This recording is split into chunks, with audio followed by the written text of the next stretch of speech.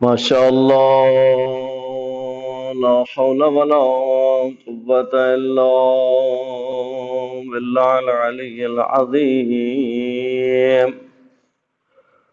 اعوذ بالله من الشيطان اللعين الرجيم. بسم الله الرحمن الرحيم. الحمد لله رب العالمين بارئ الخلائق أجمعين، ثم الصلاة والسلام على سيدنا ونبينا وشفيع ذنوبنا وطبيب قلوبنا حبيبنا وحبيب إله العالمين أبي القاسم محمد صلى الله عليه وسلم وعلى آل بيت الطيبين الطاهرين المعصومين المنتجبين المنتخبين. بسم الله الرحمن الرحيم. إنا أعطيناك الكوثر فصل لربك وانحر إن شانئك هو الأبتر. بلند صلوات سلام محمد. خداوند کریم آپ کے ان دعاؤں اور عبادات کو اپنی بارگاہ میں قبول فرمائے. جو پریشان المومنین کی پریشانیوں کو دور فرمائے.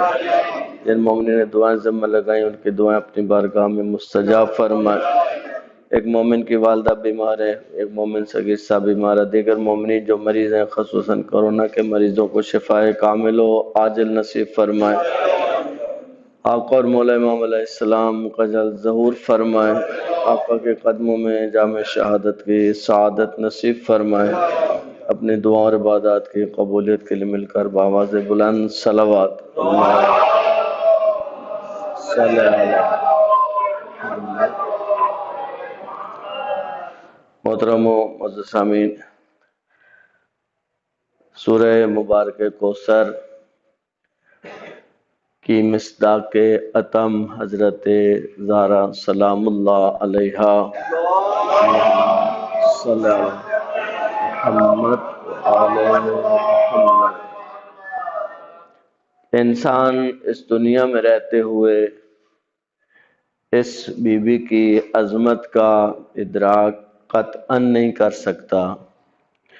روایات میں ہے کہ جب اہل بہشت اپنی نعمتوں میں سرشار ہوں گے، جب وہ اپنی نعمتوں میں گم ہو چکے ہوں گے تو ایک نور ساطع ہوگا، ایک نور نمودار ہوگا. وہ نور اتنا زیادہ ہوگا کہ بہشت والوں کو اپنا نور کم نظر آئے گا اور اس نور کی نورانیت بڑھتی چلی جائے گی. اہل بہشت اپنی نعمتوں سے غافل ہو کر اس نور میں کھو جائیں گے اور فرشتگان الہی سے، ماموران الہی سے سوال کریں گے کہ یہ کس چیز کا نور ہے؟ کیا تجلی پروردگار ہے؟ فرشتے ان کو جواب دیں گے کہ نہیں، یہ تجلی پروردگار نہیں ہے. صرف اتنا ہے کہ بہشت میں امیر المومنین علی ابن ابی طالب علیہ السلام صلی اللہ اور بی بی عالم تشریف فرما ہیں. امیر المؤمنین نے بی بی سے کوئی مزاح کیا جس پر بی بی نے تبسم فرمایا. اس تبسم کی صورت میں बीबी के होठों से, बीबी के दांतों से जो नूर नमूदार हुआ है, ये वो नूर है।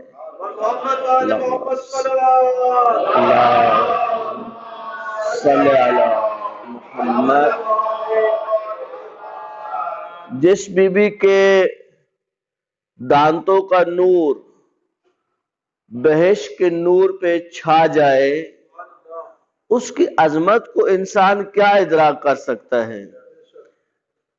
अल्लामा अमीनी, जिन्होंने अल-गदीर को 30 जिल्दों में लिखा है, हमारे बहुत सारे बच्चों को शायद गदीर के वाक़े के बारे में भी इतनी ज्यादा आगाही नहीं होगी अगर उनकी तवज्जो नहीं हो तो। ज्यादा से ज्यादा मन कुन तो मौला फ़ाज़ाली उन मौला जो मरकजी ऐलान है, उस हद तक हमारी मालूमात महदूद है। लेकिन इस आलिम रब्बानी ने 30 जिल्दों में वाक़े गदीर को लिखा है।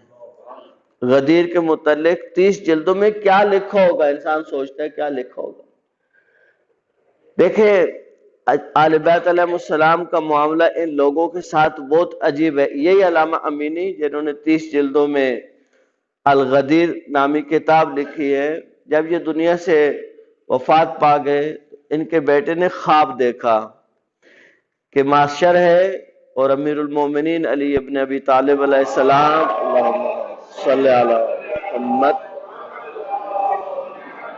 अपने दस्ते मुबारक से अहले बहिश्त को, मोमिनीन किराम को कौसर पिला रहे हैं। इनके वालिद उसी लाइन में लगे हुए हैं। अब ये बेटा सोचता है ख्वाब में कि मेरे वालिद ने अमीरुल मोमिनीन अली इब्न अबी तालिब अलैहिस्सलाम की खिदमत में 30 जिल्दों की किताब लिखी, अपनी सारी जिंदगी वक्फ की इस एक किताब के लिए। नहीं मालूम कितने मुमालिक के सफर किए, मिन जुमला इंडिया का भी उनका सफर है कि 6 महीने वो इंडिया में भी आए इस किताब के लिए। तो फिर मौला ने इनको क्या इम्तियाज दिया? पानी तो सबको मिल रहा है, खूब इनको भी मिल जाएगा। कौसा तो बाकियों को भी मिल रहा है, इनको भी मिल जाएगा। तो ये जो इतनी जहमत मेरे वालिद ने उठाई अमीरुल मोमिनीन के हक में, इसका सिला क्या हुआ? वो अपने तौर पे ज़हन में सोचता है, कहता है इतनी देर गुजरी कि मेरे वालिद का नंबर लगा। जब मेरे वालिद का नंबर लगा तो मैंने देखा कि मौला ने वो कासा जिसमें मौला पानी पिला रहे थे उसको जमीन पे रखा या उस कौसर को ऊपर रखा और अपने दस्ते मुबारक को कौसर से पुर किया, अपने हाथों पे कौसर को भरा और मेरे वालिद के चेहरे के करीब लेके आए और कहा कि अमीनी तुम यहां से पियो, इसलिए बयस्तवजही फी दुनिया, तूने दुनिया में मेरी तालीमात को, मेरे चेहरे को नूरानी किया। बयज़ल्ला वजहक, अल्लाह तेरे चेहरे को नूरानी करे, कमा बयस्तवजही फी दुनिया, जैसे तूने मेरे चेहरे को दुनिया में नूरानी किया। देखे, आले बैत की खिदमत का सिला इंसान नहीं समझ सकता कि अहले बैत। देखे, बीबी का एक लक़ब है मुदाफ़े हरीमे इमामत, हुर्मत इमामत का दिफा करने वाली, मनसब इमामत का दिफा करने वाली बीबी का एक लक़ब है। खूब ज्यादा हम इसकी तफसीर में नहीं जा सकते। एक आलिम है पाकिस्तान के, ये मिस्र में पढ़ते थे, अब इनकी वीडियो भी वायरल है, बहुत बुजुर्ग है इस वक्त शायद। ये मिस्र में पढ़ते थे। मिस्र के जो सबसे बड़े उस वक्त के मुफ्ती थे, या अहले सुन्नत थे, उन्होंने कहा कि मैं आपको अपनी बेटी का रिश्ता देना चाहता हूं। इतने काबिल थे, पाकिस्तानी थे, लेकिन फिर भी वो इनकी काबिलियत की बुनियाद पे हाजिर हुए कि मैं अपनी बेटी का रिश्ता आपको देना चाहता हूं। इस आलिम ने अजीब शर्त लगाई उनके साथ। इन्होंने कहा किबला मैं आपकी बेटी का रिश्ता कबूल करूंगा, लेकिन मेरी एक शर्त है कि मेरा निकाह कोई यहूदी आलिम पढ़ाए।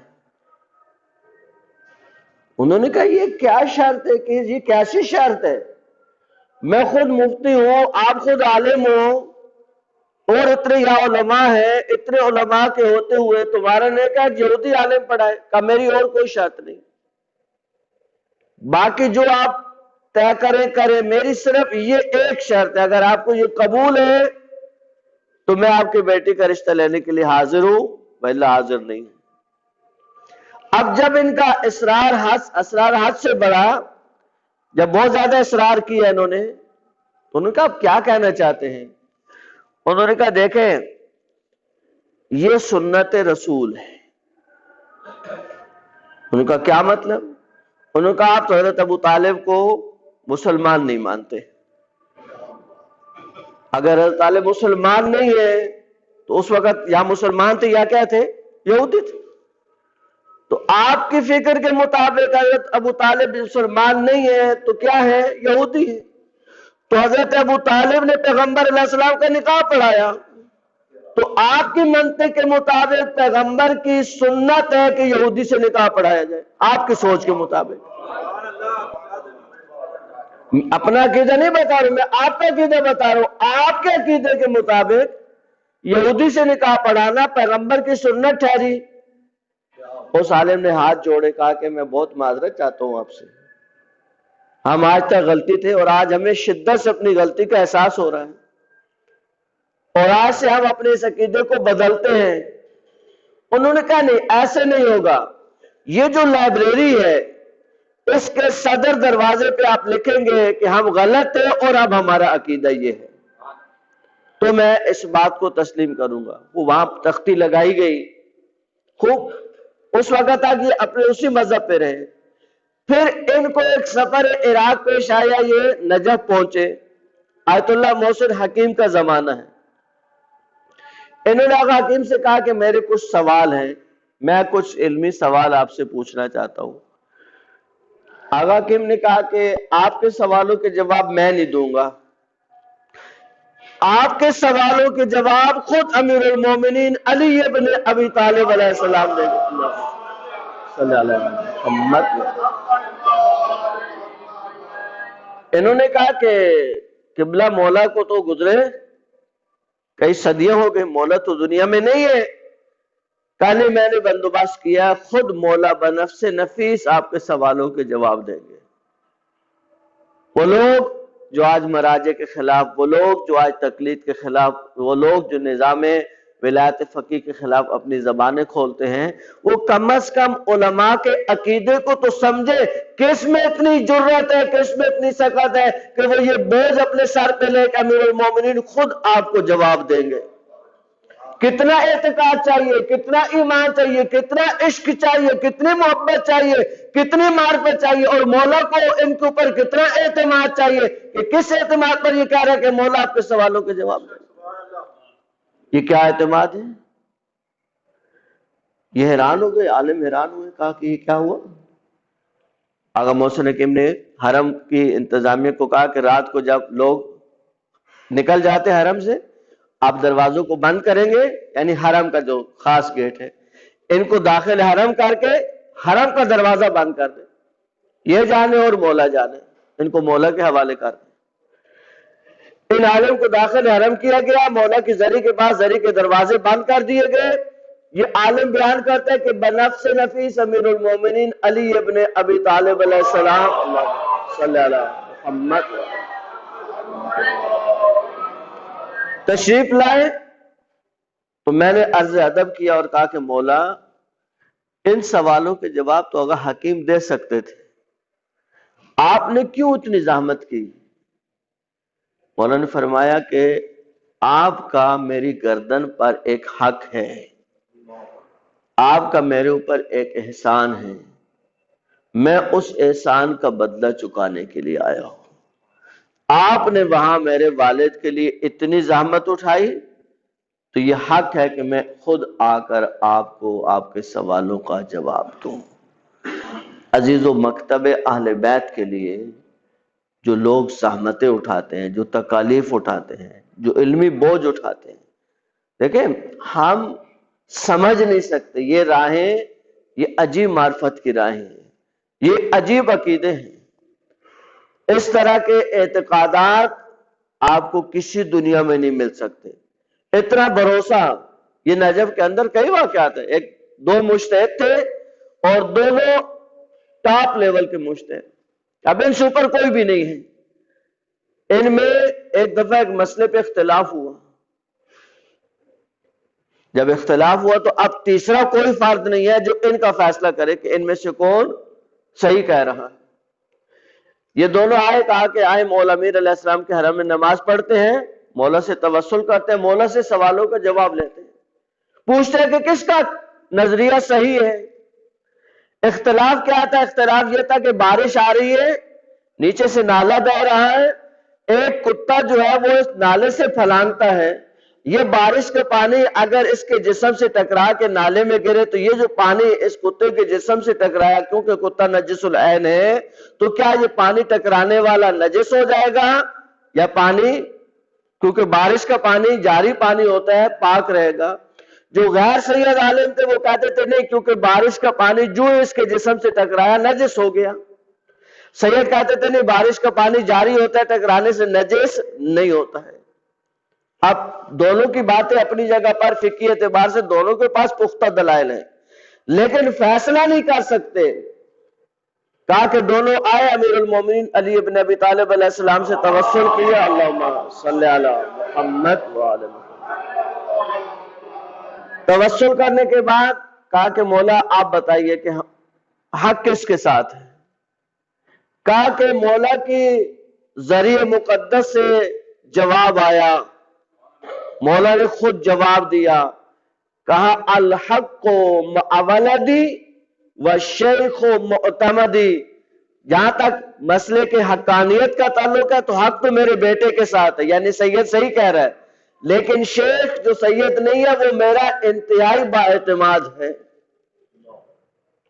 عزیزان گرامی، یہ ہیں وہ علماء جنہوں نے آل بیت علیہ السلام کی تعلیمات کا بیڑا اٹھایا، اور آل بیت علیہ السلام کے علوم کو لے کر ہمیں علوم آل بیت علیہ السلام سے بی بی زہرا سلام اللہ علیہ کے خطبے کے اوپر جتنی شرح لکھی گئی ہیں، میں 4-5 دن سے آپ کی خدمت میں فقط بی بی کے پہلے خطبے کے پہلے حرف کے اوپر، شکر نعمت کے اوپر جتنی گفتگو مجھ سے ممکن ہوئی، بہت زیادہ گفتگو اس کے اوپر ہو سکتی ہے، صرف شکر کے اوپر بی بی کے پہلے جملے پر اگر ایک ناچیز طالب علم اتنی گفتگو کر سکتا ہے تو اگر کوئی مجتہد بیٹھے تو وہ کیا بیان کرے گا؟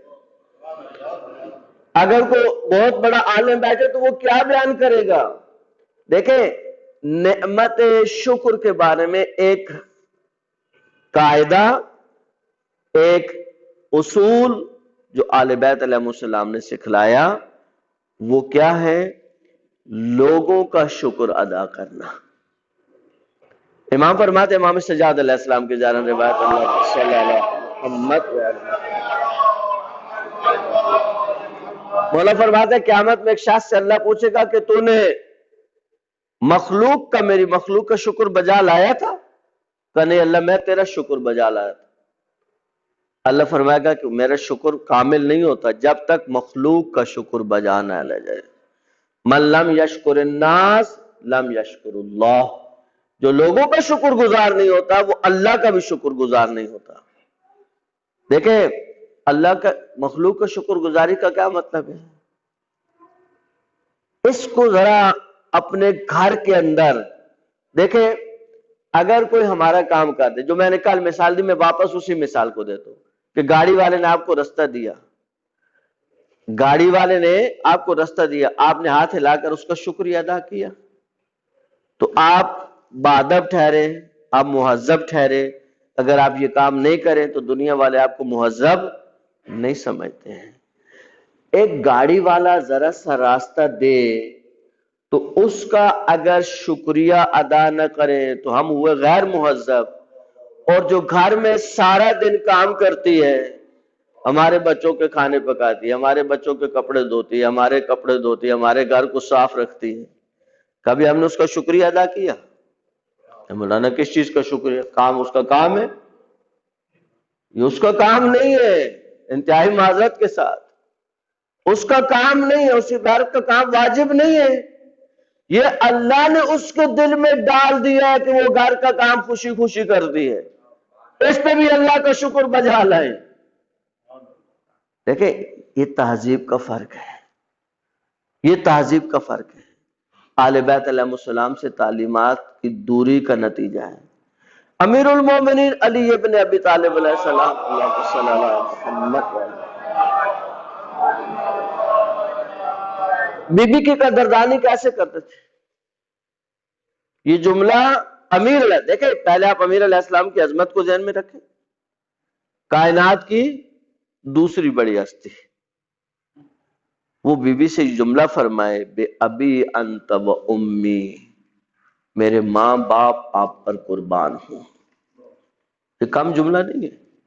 دیکھیں بی بی کی عظمت کو سمجھنا، بی بی کی عظمت کو سمجھنا، یہ ایک اہل سنت عالم کا کلپ ہے، لیکن بہت غضب کا کلپ ہے، بہت غضب کا کلپ ہے۔ یعنی واقعاً انہوں نے بی بی کی عظمت کو سمجھانے کا حق ادا کیا، کہا کہ اگر میں بیٹھا ہوں اور میرے استاد آ جائیں تو پھر کیا ہوگا؟ میں کھڑا ہوں گا، ظاہر ہے میں کھڑا ہوں گا، میرے استاد آ گئے۔ اگر میرے استاد کے استاد آ جائیں تو پھر ہم دونوں کھڑے ہوں گے کہ بھائی وہ ان سے بھی زیادہ محترم ہے۔ کہا کہ اگر ان کے مرشد آ جائے تو پھر سارے کھڑے ہو جائیں گے، اب مرشد آ گئے۔ اب یہ سلسلہ لے گئے وہ کہاں تک؟ کہا کہ اگر سب بیٹھے ہو اور حضرت محمد مصطفیٰ صلی اللہ علیہ وآلہ وسلم آ جائے، کہا سارے انبیاء بیٹھے ہو اور اللہ کے رسول تشریف لائے تو کیا ہوگا؟ سارے انبیاء رسالت کے احترام میں کھڑے ہو جائیں گے۔ کہا جس کے احترام میں ساری کائنات کھڑی ہو اس کو محمد کہتے ہیں، اور جس کے احترام میں محمد کھڑے ہو اس کو زہرا کہتے ہیں۔ اللہم صلی علی محمد۔ اب جملے پہ توجہ فرمائیں، روایت کا یہ جملہ ہے، جب بی بی رسول کے سامنے آتی، جب، کوئی قید نہیں ہے، دن میں 1 بار 2 بار 10 بار، جتنی بار بھی بی بی رسول کے سامنے آئی، جب رسول کی نگاہ زہرہ مرضیہ پہ پڑی تو اللہ کے رسول نے کیا کیا؟ قام الیہا، ایک ہے قام لہا اور ایک ہے قام الیہا، ان دو میں فرق ہے۔ قام لہا کا مطلب ہے کہ کھڑا ہو جانا، کسی کے احترام میں کھڑا ہو جانا۔ ایک دفعہ ہوتا ہے کہ آپ کسی کے احترام میں کھڑے ہوتے ہیں، ایک دفعہ آپ دوڑ کے کسی کا احترام کرتے ہیں۔ آپ کا دوست ہے، آپ اس کے لیے کھڑے ہو جائیں گے، لیکن اگر آپ کو کوئی عالم ملتا ہے، سامنے آ جاتا ہے، تو آپ کوشش کرتے ہیں دوڑ کے جا کر ان کو کیا کریں؟ سلام۔ عربی میں اس کے لیے لفظ استعمال ہوتا ہے قام الیہا، آگے بڑھ کر کسی کا احترام کرنا۔ صلوات بر محمد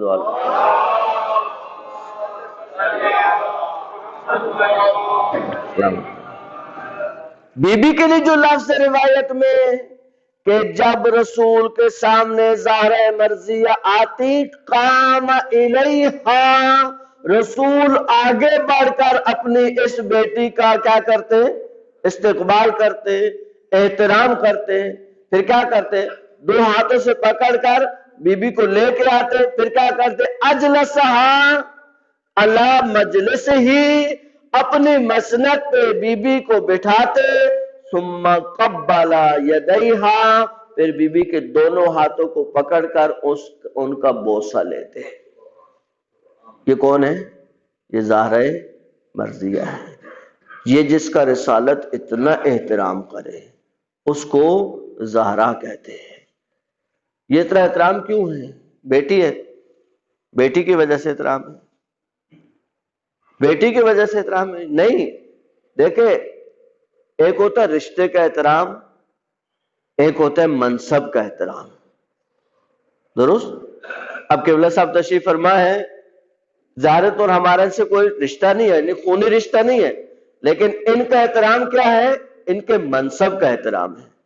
ایک دفعہ کسی ذات کا رشتے کی وجہ سے احترام ہوتا ہے اور کبھی اس کے منصب کی وجہ سے احترام ہوتا ہے۔ دنیا نے پوری کوشش کی کہ رسول کے ساتھ اپنے رشتوں کو جوڑے تاکہ ان کا لوگ احترام کریں، ان کا کوئی نام بنے، ان کا کوئی سلسلہ بنے، لیکن اللہ نے جب بتلانا چاہا تو اللہ نے سارے رشتوں کو پیچھے کر دیا۔ اللہ نے کہا رسول کے ساتھ تمہارا کوئی رشتہ تو ہو، اس سے کوئی فرق نہیں پڑنا۔ بتاؤ زہرا کے ساتھ کیا رشتہ ہے؟ جس کے سامنے اللہ نے کیا تعارف کرایا؟ اللہ نے رسول کا تعارف نہیں کرایا، رسول کے ذریعے تعارف نہیں کرایا، سارے رشتوں کو پیچھے کر دیا، بتایا کہ بتاؤ زہرا کے ساتھ کیا رشتہ ہے؟ اگر زہرا کے ساتھ رشتہ ہے تو پھر اللہ بھی اس کا احترام کرے گا۔ جب جبرائیل نے پوچھا من ہاتھ، کون ہے یہاں پہ، یہ کون ہے، اس کے چادر کے نیچے کون ہے؟ اب یہ علماء میں سوال ہے کہ کیا جبرائیل نہیں جانتے تھے؟ کیا جبرائیل کو علم نہیں تھا؟ مسلسل تو جبرائیل اس گھر میں آئے، ہمیشہ نورانی چہروں کی زیارت کی، تو پھر کیا یہ سوال استفسار ہے یعنی پتہ نہیں ہے، یا وہ اردو کا جو محاورہ تجاہل عارفانہ علم تو ہے لیکن پوچھ کر اپنے تشنگی علم کو سامنے رکھ کر پوچھنا چاہتے ہیں، تاکہ سوال کی جو لذت ہے وہ ایک عجیب لذت ہوتی ہے۔ ایک دفعہ پتہ ہے پھر بھی سوال کرتے ہیں، پوچھنے کی اپنی ایک لذت ہے۔ کہا کہ جبرائیل کو پتا تھا کہ چادر کے نیچے کون ہے، لیکن پھر بھی پوچھا، تو اللہ نے کیا فرمایا؟ ہم فاطمہ، تو یہ فاطمہ ہے، یہ ان کے والد ہے، یہ ان کے شوہر ہے، اور آگے کیا ہے؟ وَبَنُوہا۔ عربی میں دو بیٹوں کے لیے بنو کا کلمہ استعمال نہیں ہوتا ہے، دو کے لیے ابنا۔ اگر فقط اللہ زہرا کے دو بیٹوں کا تذکرہ ہوتا تو پھر ترتیب یہ ہوتی، ہم فاطمہ تو و ابوہا و بعلہا و بنوہا، نہیں و ابناہا ہوتا، لیکن بنوہا کہہ کر اللہ نے یہ بتلا دیا کہ دو بیٹے تو یہ ظاہر بظاہر نظر آ رہے ہیں جو طہارت کے مالک ہیں، لیکن 9 بیٹے صلب حسین سے ہیں جو اسی طہارت کے مالک ہیں۔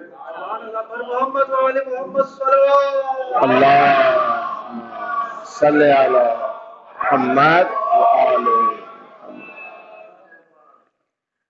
سارے بیٹوں کی طہارت بیان ہو گئی۔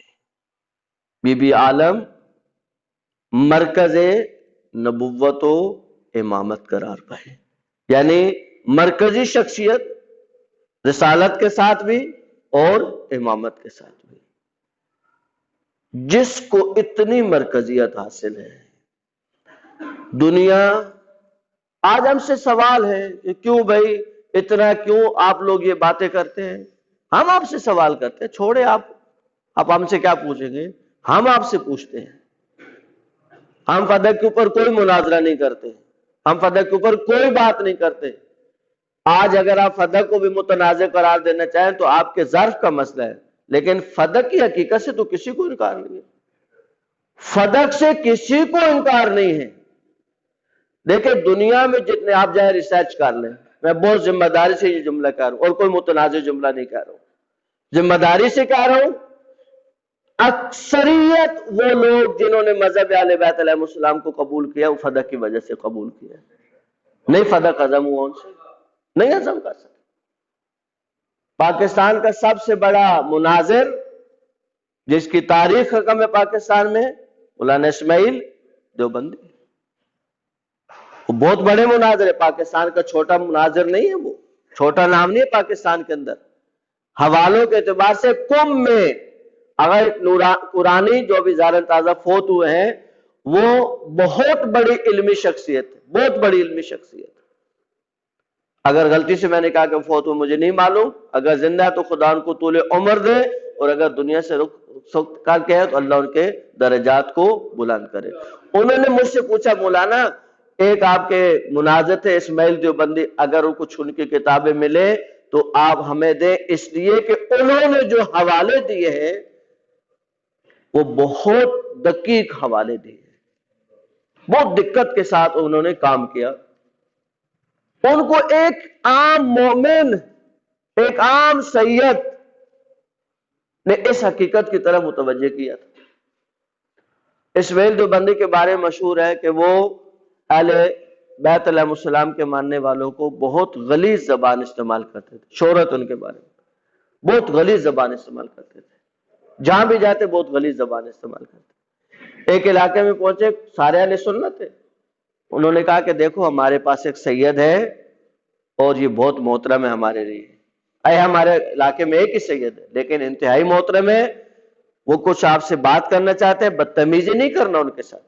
پہلے انہوں نے اس کو پابند کیا, کہا کہ ان کو کچھ سوال ہے اور انہوں نے یہ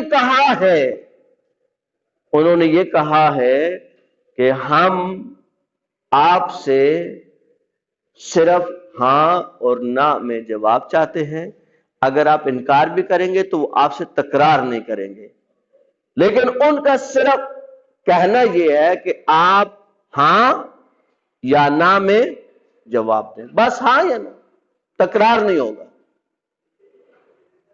مولانا اسماعیل دیوبندی آئے, یہ سید آیا, سر جھکا کے کھڑا ہوا, کہا مولانا سب سے پہلا میرا سوال یہ ہے کہ کیا یہ بات حقیقت پہ مبنی ہے کہ اللہ کے رسول نے اپنی زندگی میں فدق بی بی کو ہبہ کر دیا تھا, بی بی کو دے دیا تھا, کیا یہ بات درست ہے؟ ہاں یا نہ؟ اسماعیل دیوبندی نے کہا ہاں یہ بات درست ہے. کا دوسرا میرا سوال ہے, کیا رسول پاک صلی اللہ علیہ وآلہ وسلم کے بعد اللہم صلی علی محمد حاکم نے وہ باغ اپنے قبضے میں لے لیا تھا؟ ہاں یا نہ؟ تکرار نہیں چاہیے ہمیں. اسماعیل دیوبندی نے کہا یہ بات درست ہے. کہا میرا آخری سوال, کیا یہ بات درست ہے کہ اللہ کے رسول کی بیٹی وہ اپنا حق لینے گئی تھی اور انہوں نے کچھ کہہ کر واپس کر دیا تھا اور وہ حق بی بی کا نہیں دیا تھا, کیا یہ بات درست ہے؟ انہوں نے کہا یہ بات درست ہے. ان کا والسلام. جب اس نے اپنی بات ختم کی سید نے, تو کہتے ہیں کہ اسماعیل دیوبندی نے زاروں زار رونا شروع کیا, زاروں زار. اس نے کہا کہ سید نے میری آنکھیں کھول دی ہیں. یہ ایسے سوال نہیں ہے کہ جس کے جواب مجھے نہیں پتا تھے, یہ حقیقت میں بھی جانتا تھا, لیکن وقت ہوتا ہے, انسان کی ہدایت کا کوئی وقت ہوتا ہے. اب اس کے بعد وہی کتابیں اٹھا کر پورے پاکستان میں گھومتے تھے اور علاقوں کے علاقے, یہ دیکھیں آج ہماری نسل کو, جوان نسل کو ان علماء کی تاریخ کا علم ہونا چاہیے جنہوں نے مذہب اہل بیت کی ترویج کے لیے اپنی جانیں خرچ کی ہیں, علمی حوالے سے بہت کام کیے. ان کا اپنا خاص انداز ہوتا تھا, مختلف علاقوں میں جاتے تھے, صرف قرآن کو سر پہ رکھتے اور کہتے میں اس قرآن کو سر پہ رکھ کے قسم اٹھاتا ہوں فدق بی بی کا حق تھا.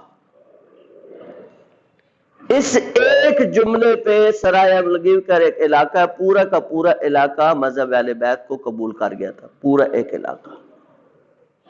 دیکھیں ہم اس بات سے کون انکار کر سکتا ہے؟ اس بات کو دیکھیں, فدق سے انکار تو کسی کے لیے ممکن نہیں ہے. ہم تو ایک سمپل اور سادہ سوال بچوں کو سمجھانے کے لیے کرتے ہیں. میں آپ ایک عام مسلمان سے, ایک عام مسلمان جس کا نہ کسی مذہب سے تعلق ہے, نہ دیندار ہے, کچھ بھی نہیں, اس کے سامنے ایک سیدزادی آ کے کھڑی ہوتی ہے اور کہتی ہے میں سیدزادی ہوں, مجھے 100 روپے چاہیے. بہت معذرت کے ساتھ بہت پست مثال دے رہا ہوں میں سمجھانے کے لیے.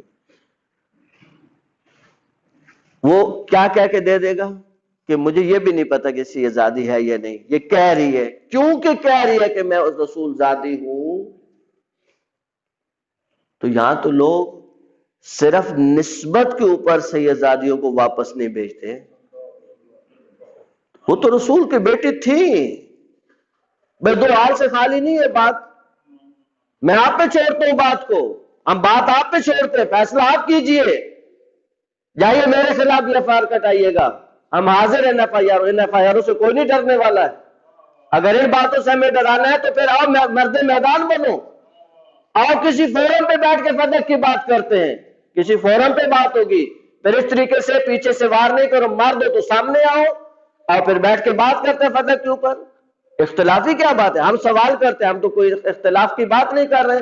ہم اتنا سوال کرتے ہیں کہ دو صورتوں سے خالی نہیں ہے کہ یا بی بی کا حق تھا یا نہیں تھا. ہم کہتے ہیں نہیں تھا، فرض کریں 1 منٹ کے لیے ہم نے تسلیم کیا اس بات کو، میرے منہ میں خان، ہم 1 منٹ کے لیے فرض کرتے ہیں بی بی کا حق نہیں تھا، تو کیا رسول کی بیٹی کا اتنا احترام نہیں تھا کہ جب چلی آئی تھی تو جس کے لیے رسول کھڑے ہوتے تھے، جس کے لیے رسول کھڑے ہوتے تھے وہ اسی دربار میں کھڑی رہی؟ کیا بات کرتے ہو بھائی؟ ہم کہتے ہیں نہیں تھا حق، آپ کے بقول حق نہیں بھی تھا، وراثت نہیں بھی تھی بی بی کی، تو کہتے ٹھیک ہے حق نہیں ہے اس کا، لیکن رسول کی بیٹی تو ہے، ہم بی بی کو اس کے احترام میں، ہم رسول کے احترام میں، چلو بی بی آپ کا احترام نہیں ہماری نظروں میں، رسول کا احترام تو ہے، احترام رسول میں کہہ دیتے ہیں۔ وہ جنہوں رسول پہ تم کہتے رسول پہ سب کچھ قربان کر دیا، جو رسول کی بیٹی کو ایک دنیا کا ٹکڑا نہ دے سکے۔ مت تاریخ کو جھٹلاؤ، مت اپنی عاقبت خراب کرو، تمہیں بھی کل زہرا کو منہ دکھانا اور ہمیں بھی کل زہرا کو منہ دکھانا ہے، ہم سر اٹھا کے بی بی کے سامنے کھڑے ہوں گے، زیادہ سے زیادہ جان جائے گی نا، کیا چلا جائے گا؟ آج تک کیا ہوا، کیا ختم ہو گیا ہمارا، کیا چلا گیا؟ کچھ بھی نہیں گیا ہمارا کچھ نہیں جانے والا۔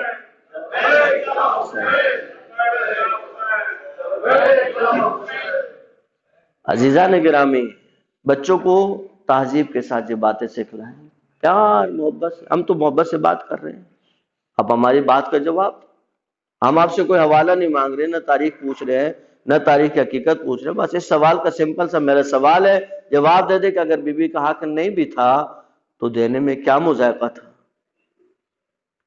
اگر احترام خاطر میں ہو، احترام ہو تو احترام نظر آتا ہے۔ احترام ایسی چیز نہیں ہوتی ہے کہ جو دل میں تو ہو وہ عمل میں ظاہر نہ ہو، کیسے ہو سکتا ہے؟ قبلہ صاحب تشریف فرما ہوتے ہیں تو ہم کیسے احترام کرتے ہیں؟ کیسے پتہ چلتا ہے کہ ہم نے قبلہ کا احترام کیا؟ کیا کرتے ہیں ہم جب قبلہ تشریف لاتے، کیا کرتے ہیں؟ ایک صلوات پڑھاتے ہیں، صلوات بھیجے اہل بیت کی ذات پر، صلی اللہ محمد۔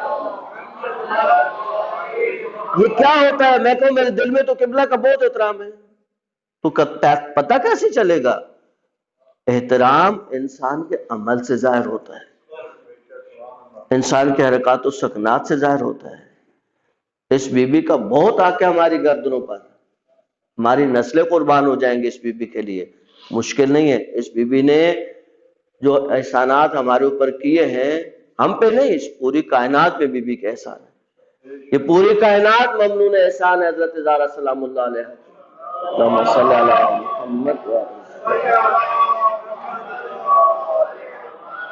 باب شکر میں جو آل بیت علیہ السلام کا اتنا اصرار رہا ہے، قرآن کا اور آل بیت کا، کہ شکر بجا لائے، بس قرآن کی ایک آیت اور 1-2 جملے، قرآن کی سورہ آل عمران ہے اور اس کی آیت نمبر 14 ہے، اس کو گھر جا کے تفصیل سے پڑھیے گا، میں صرف اشارہ کر کے گزر جاؤں گا۔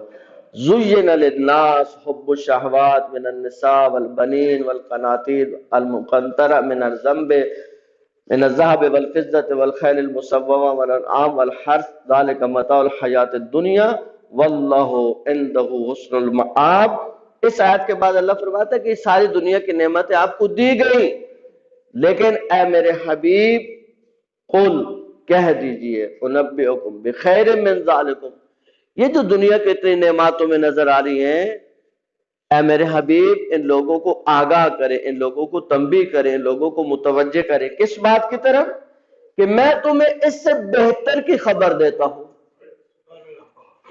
اس سے بہتر کی خبر۔ ان دنیاوی نعمتوں پہ اپنے آپ کو محدود نہیں کرو، نہیں سمجھو کہ یہ صرف یہ دنیا کے نعمت۔ قل انبئکم بخیر من ذالکم، اس سے بہتر کہ تمہیں ہم خبر دیتے، کیا ہے؟ ان لوگوں کے لیے جنہوں نے تقوی اختیار کیا، عند ربہم، ان کے رب کے پاس، ان دنیاوی نعمات سے کہیں زیادہ بہتر چیزیں کس کے پاس ہیں؟ آپ کے رب کے پاس ہے۔ جنات تجری، وہ بہشت جس کے نیچے نہریں بہتی ہیں، اور اس نہروں میں کیا ہوگا؟ خالدین فیہا، وہ ہمیشہ ہمیشہ رہیں گے، ہمیشہ ہمیشہ رہیں گے۔ جب بہت زیادہ بہشت کا اور نعمات کا تذکرہ ہوتا ہے اور ان وسعتوں کا تذکرہ ہوتا ہے. کل قبلہ صاحب نے ایک جملہ فرمایا، بہت لذت والا جملہ ہے. آج صاحب نے کسی جگہ بتایا کہ بھئی اتنی نعمات ہے، اتنا کچھ ملے گا، اتنا کچھ ملے گا، تو ایک بندہ کہنے لگا قبلہ اتنے کو کیا کریں گے؟ کہا یہ سوال دنیا کے بارے میں کرو. دنیا میں لاکھ مل جائے تو کہتے ہو کہ بس اس کے بعد کیا کرنا ہے؟ دنیا کے اندر تو اس کے زیادہ سے تلاش میں ہو جو ختم ہو جانے والی ہے. تو وہ تو نہ ختم ہونے والی زندگی ہے. وہاں پہ جہاں سوال ہونا چاہیے وہاں سوال نہیں ہے، اور جہاں سوال نہیں ہونا چاہیے وہاں سوال ہے. بی بی کا خطبے کے آخر میں، بالکل جو بی بی کا خطبہ اختتام پہ آتا ہے، بی بی نے جن چیزوں کی طرف اشارے میں، زیادہ تفصیل میں نہیں گئی ہے، لیکن ایک ایک جملہ عزیزوں، نماز کے بارے میں، زکوٰۃ کے بارے میں. بی فرماتے اللہ نے نماز تمہارے اوپر کیوں واجب کی؟ تنزیہا لکم عن الکبر، اللہ چاہتا ہے کہ تمہیں کبر سے نجات دے، تم کبر سے نکلو. دیکھیں ایک ہوتا ہے عجب. عجب کہتے ہیں کہ جب انسان دل ہی دل میں اپنے کو اچھا سمجھتا ہے، دل میں صرف، کسی سے کمپیرزن نہیں کرتا، اپنا مقایسہ کسی اور سے نہیں کرتا، اپنے آپ کو صرف، ہم کیا اچھے خطیب ہیں، ہم کیا اچھا پڑھ لیتے ہیں، کسی سے نہیں ملاتا اپنے آپ کو. اس کو کہتے ہیں عجب. کبر جب انسان کمپیرزن کے مرحلے میں داخل ہوتا ہے، اس کو کیا بولنا آتا ہے، وہ کیا بولتا ہے، ہمارے مقابلے میں تھوڑی بول سکتا ہے، ہمارے مقابلے میں وہ کچھ بھی نہیں ہے. یہ مقایسہ اپنے، یہ بھی دل میں ہے، اب کمپیرزن شروع ہوا. اس کے اظہار کو تکبر کہتے ہیں. اب انسان کسی کو آپ کیا ہے، آپ کی کیا حیثیت ہے میرے سامنے، اب اپنی اوقات جانتے ہیں آپ، یہ ہے تکبر، جس سے اللہ کو شدید نفرت ہے. شیطان کو جس چیز نے تکبر میں مبتلا کیا کہ وہ سمجھا نہیں،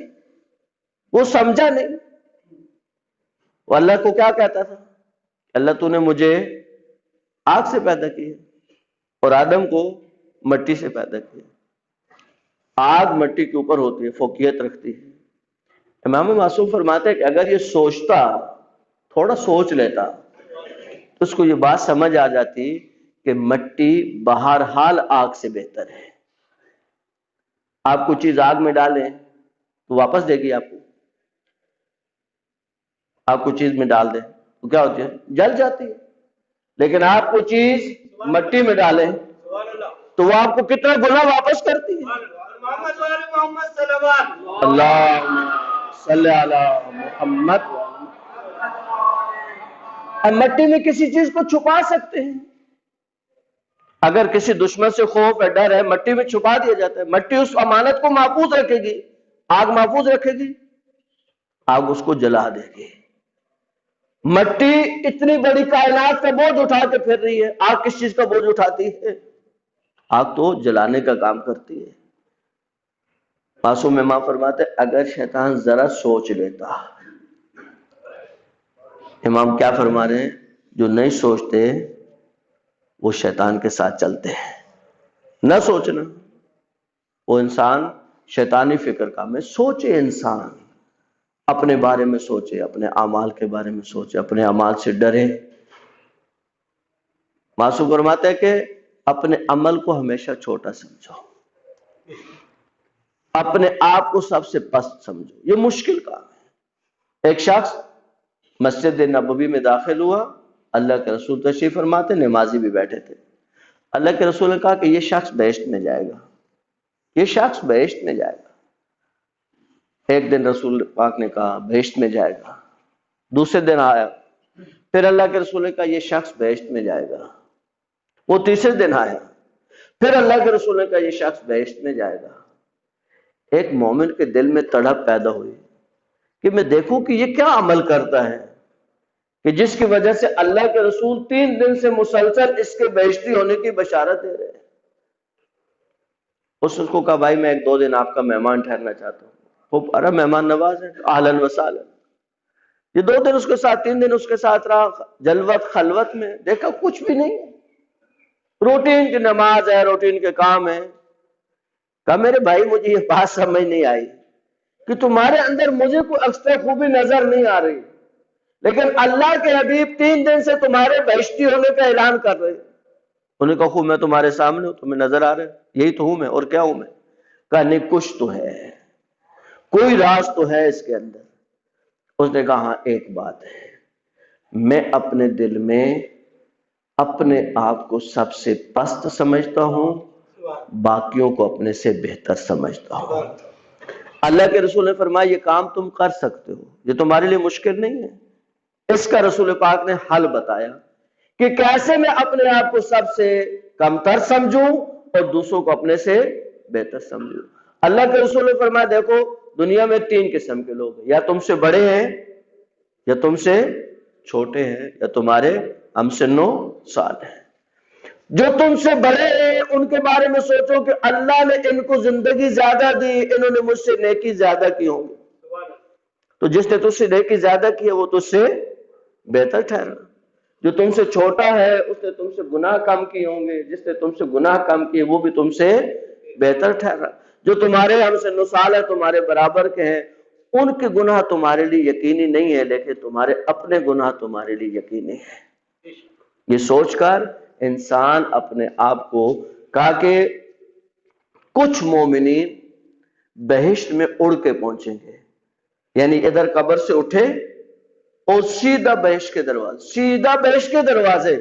فرشتے سوال کریں گے کہ بھئی کیا ہوا، تم نے دنیا میں کیا ایسا کیا؟ باقی بھی لوگ آئیں گے بہشت میں، وہ کہیں گے کہ ہمارے اندر 2 ایکسٹرا خوبیاں تھیں جو روایت میں بھی بیان ہوا ہے کہ جن مومنین میں یہ 2 خوبیاں اضافی پائی جائیں گی ان کو قبر سے سیدھا بہشت کے دروازوں پہ اتارا جائے گا. ایک یہ کہ وہ اپنے دل میں اپنے آپ کو پست سمجھیں. ظاہراً امام سجاد کی دعا کا جملہ ہے کہ اے اللہ تو مجھے دنیا کا جتنا مرتبہ عطا کر اتنا میرے دل میں تواضع پیدا کر دے، اتنا میرے دل میں عاجزی پیدا کر دے. اور دوسرا وہ لوگ خصوصاً جوان جو خلوت میں اللہ کی فرمانی سے ڈرتے تھے. خلوت میں دیکھیں باپ کے سامنے ماں کے سامنے موبائل کا غلط یوز نہ کرنا کون سا کمال ہے؟ باپ کا ڈر ہے، ماں کا احترام ہے. اللہ کا یہ احترام قائم رہے. عزیز جوان جتنا تجھے ماں باپ کا اور بڑوں کا احترام ہے یا بڑوں کا ڈر ہے، اگر اتنا ہی اللہ سے ڈرنا شروع ہو جائے گا تو خلوت میں کبھی گناہ نہیں کرے گا. اسی کو امیر المومنین نے فرمایا کہ خلوت کے گناہ سے اس لیے بچو کہ جو شاہد ہے وہی کل حاکم ہے، اس کو گواہ کی ضرورت بھی نہیں پڑے گی. اللہ کو گواہ کی ضرورت ہے، اللہ خود شاہد ہے اور اللہ خود حاکم ہے. عزیزان گرامی فرش ازا کی مجلسیں ختم تو نہیں ہوتی، لیکن بی بی کے سلسلے کی جو مجالس ہیں ظاہراً اس فرش ازا کی جو آخری مجلس ہے. عزیزو اللہ کو جو واسطہ سب سے عزیز ہے، اب تصور کریں جس بی بی کے احترام میں کائنات کھڑی ہو، جس بی بی کے احترام میں کائنات کھڑی ہو، اس بی بی کا اللہ کے ہاں کیا احترام ہے. جس عزت و احترام سے اللہ نے اس بی بی کو نوازا ہے، کاش دنیا والے اس راز کو سمجھ جاتے ہیں. حضرت بلال پیغمبر کی دنیا سے رخصت ہونے جانے کے بعد کہتے ہیں کہ اتنے پریشان ہوئے کہ رسول کا مدینہ چھوڑ کے چلے گئے، نکل گئے مدینہ سے. جب مدینہ سے نکلے ہر طرف آوازیں شروع ہوئیں کہ رسول کا مؤذن نظر نہیں آ رہا، رسول کا مؤذن کہاں چلا گیا ہے. کسی نے کہا کہ بلال مدینہ چھوڑ کے جا چکے ہیں. کہتے ہیں کہ حاکم نے لوگوں کو دڑا کہ کسی طریقے سے بلال کو واپس لے کے آؤ. عزیزو یہ جملہ سنیے گا، جب بلال کو واپس لایا گیا کہتے ہیں بلال کافی دن مدینہ میں نظر نہیں آئے، تو لوگوں کو پریشانی ہو گئی. کہتے جب بلال واپس آئے نا تو لوگ کہتے جا سیدنا بلال، ہمارا آقا بلال آ گیا، ہمارا مولا بلال آ گیا. کہتے بلال کی آنکھوں سے آنسو نہیں رکتے تھے. کہا جس کو رسول نے اتنا مقام دیا کہ اس کو مؤذن بنایا، اس کو اپنا آقا کہتے ہو، اس کو اپنا مولا کہتے ہو، اور رسول کی بیٹی کے ساتھ تم لوگوں نے کیا کیا، رسول کی بیٹی کا تم لوگوں نے کیا احترام کیا. عزیزو جب بلال مدینہ میں داخل ہوئے تو کہتے ہیں ان کی نگاہ پڑی مولا حسن اور مولا حسین پر، وہ رسول کا زمانہ یاد آ گیا. فوراً بچوں کو اٹھایا، اسی طرح کندھے پہ بٹھایا جس طرح رسول پہ بٹھاتے تھے، اور مدینہ کی گلیوں میں چلنا شروع کیا. کسی نے کہا بلال ور بچوں کا کوئی اتنا احترام کرتا ہے؟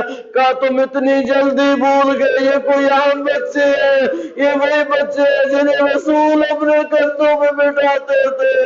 عزیزو ادھر خبر پہنچی کہ بلال مدینہ میں واپس آ گئے. رسول کی بیٹی نے کہا فضہ جا کے بلال کو کہو کہ میری طرف سے حکم ہے کہ جا کے مؤذنہ پہ کھڑا ہو اور ایک دفعہ میرے بابا کی آزان دے، میں بابا کی آزان سننا چاہتی ہوں. عزیزو فضہ نے آ کے بی بی کا پیغام دیا. بلال کہتے ہیں میری طرف سے بی بی سے معذرت کرے، میں نے اللہ کے رسول سے عہد کیا اب مدینہ میں کبھی آزان نہیں دوں گا. بی بی نے جا کے فضہ نے کہا، بی بی نے کہا بلال سے کہو میں رسول کی بیٹی ہوں. اب فضہ نے جب پیغام دیا بلال سمجھ گئے کہ رسول سے عہد کیا گویا زہرا سے عہد کیا، اب میں رسول کے حکم کے نہیں جھٹلا سکتا. رسول کی بیٹی کا حکم، رسول کا حکم ہے. اور عزیزو مل کر زہرا مرضیہ کی خدمت میں السلام عليك يا أبا عبد الله وعلى الأرواح التي حلت بفنائك عليك مني السلام الله أبدا ما بقي الليل والنهار ولا جعل الله آخر اللحد مني لزيارتكم السلام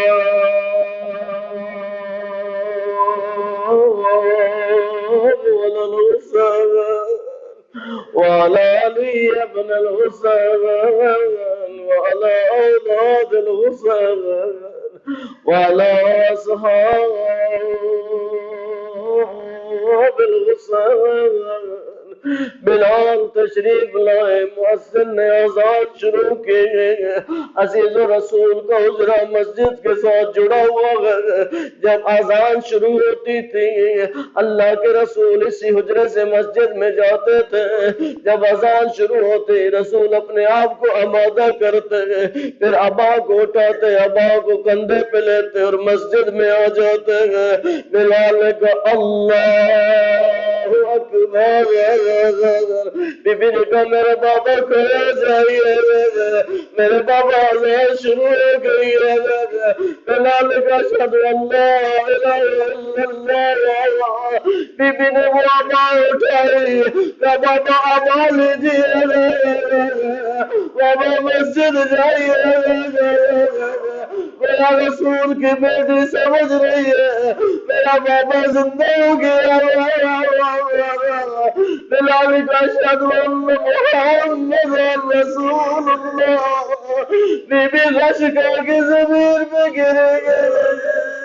اس سے آگے بڑے کافر اذان کو روک دو. رسول کی بیٹی پہ غش طاری ہو گیا. اے عزیزو دکھوں کی ماری زہرا زخموں سے چور زہرا، شکست پہلو زہرا، دریا سے تسبیح نہ پڑھ سکنے والی زہرا.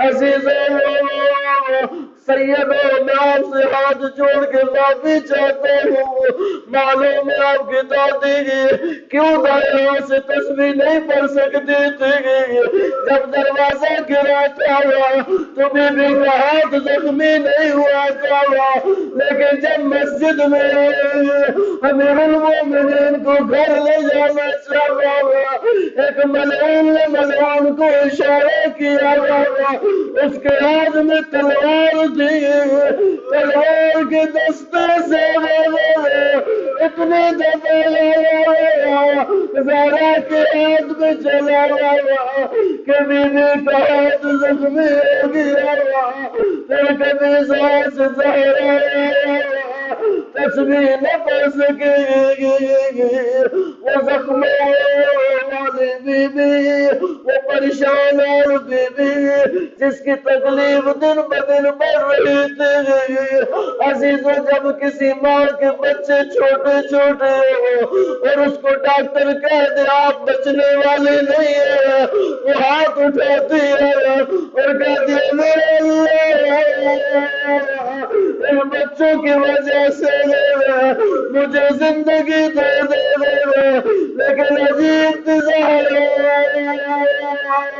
جب ہاتھ اٹھاتے اللہم اجلن وماتی، وہ وقت قریب آ گیا، اسماء کو قریب بلایا کہ اسماء میں حجرے میں جا رہی ہوں، حسنین کو لالا کی قبر پہ بھیجا، اپنی بیٹی زینب ام کلثوم کو بھی بنی ہاشم کے کسی خاندان کے گھر میں بھیجا، جب اکیلی ہو گئی اسماء کو بلایا کہ اسماء میں حجرے میں جاتی ہوں، اگر میری تسبیح کی آواز رک جائے سمجھ لینا سارا غموں سے نجات پا گئی۔ اسماء کہتی ہے تھوڑی دیر کے بعد دروازہ کھولا، میری نگاہ پڑ گئی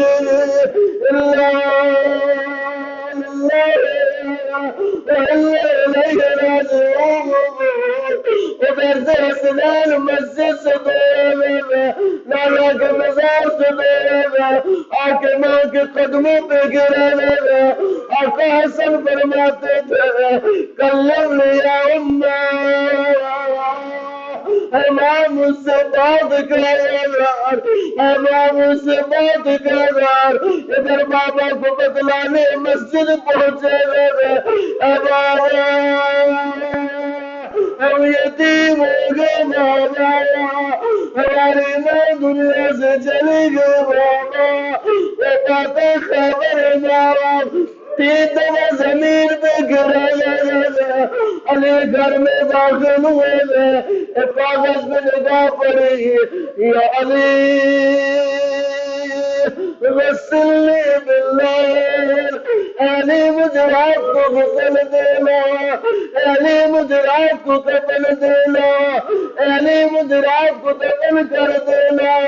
اسماء کہتی ہے مولا نے کہا اسماء تو پانی لے کے آیا، زہرا کو علی نے غسل دینا شروع کیا، اسماء کہتی ہے میں رو رہی تھی، مولا مجھے کہتے تھے اسماء اونچا رو، میں نہیں چاہتا زہرا کے قاتلوں کو پتہ چلے، اسماء کہتی ہے مجھے نہیں پتا چلا کیا ہوا، اچانک علی دیوار سے لگے زار زار رونے لگے، جب جنازہ مکمل ہو گیا، غسل مکمل ہوا اور علی مولا باہر نکلے، زینب نے بابا کا دامن تھاما، کہا بابا آپ اتنا اونچا اونچا کیوں رو رہے تھے؟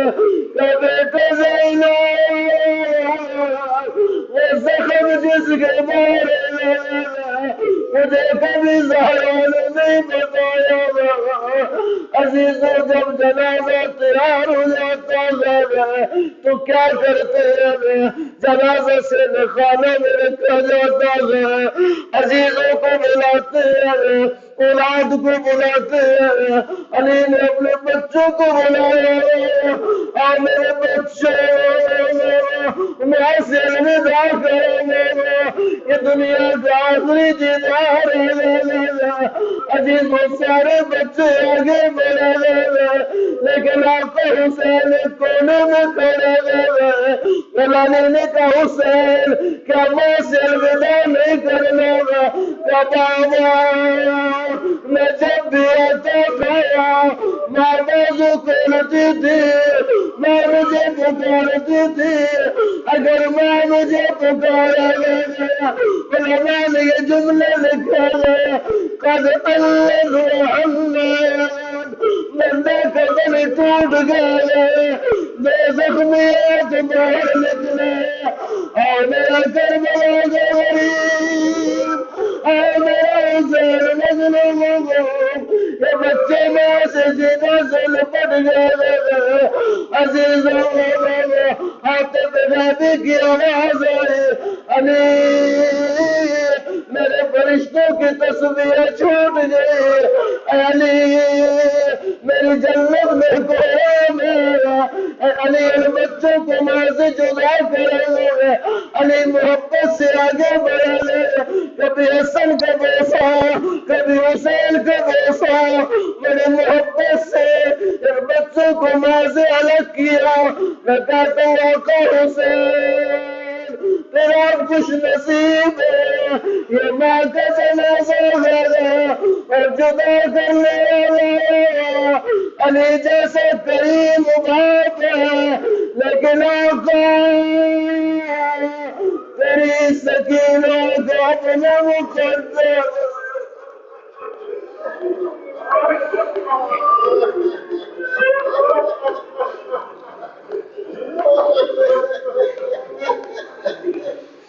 اللہ ولعنت اللہ علی القوم الظالمین وسيعلم الذين ظلموا اي منقلب ينقلبون یا اللہ ہمارے اس قلیل توسل کو اپنے بارگاہ میں قبول فرما اسے ہمارے گناہوں کی بخشش کا ذریعہ قرار دے یا اللہ بروز معاشر شفیع معاشر حضرت زہرا سلام اللہ علیہ کی شفاعت نصیب فرما حاضرین و غائبین کے دلی حاجات کو پورا فرما جن نے اس فرش عذاب کو بچھایا ان کے رزق میں ان کو سلامتی نصیب فرما یا اللہ دیگر مومنین جو اس میں شامل ہوئے کسی حوالے سے بھی یا اللہ ان کے حاجات کو پورا فرما ان کو رزق واسع نصیب فرما سب کی عاقبت بخیر فرما آقا اور مولا امام علیہ السلام کا جلد ظہور فرما ان مومنین نے دعائیں ذمہ لگائیں ان کی دعائیں اپنی بارگاہ میں مستجاب فرما مقروضوں کے قرض ادا فرما اولادوں کو اولاد نصیب فرما بے روزگاروں کو روزگار نصیب فرما ہماری دعائیں اپنی بارگاہ میں مستجاب فرما اپنی دعاؤں کی قبولیت کے لیے مل کر بآواز بلند صلوات اللہ بیمار جتنے بھی ہیں ان کی شفا یابی کے لیے بسم اللہ الرحمن الرحیم اَمَّن يُجِيبُ الْمُضْطَرَّ إِذَا دَعَاهُ وَيَكْشِفُ السُّوءَ اَمَّن يُجِيبُ الْمُضْطَرَّ إِذَا دَعَاهُ وَيَكْشِفُ السُّوءَ اَمَّن يُجِيبُ الْمُضْطَرَّ إِذَا دَعَاهُ وَيَكْشِفُ السُّوءَ یا اللہ جتنے مریض ہیں مخصوصاً جن کے لیے مولانا نے کہا سب کو شفا کامل و عاجل نصیب فرما اللہم صلی اللہ علیہ وسلم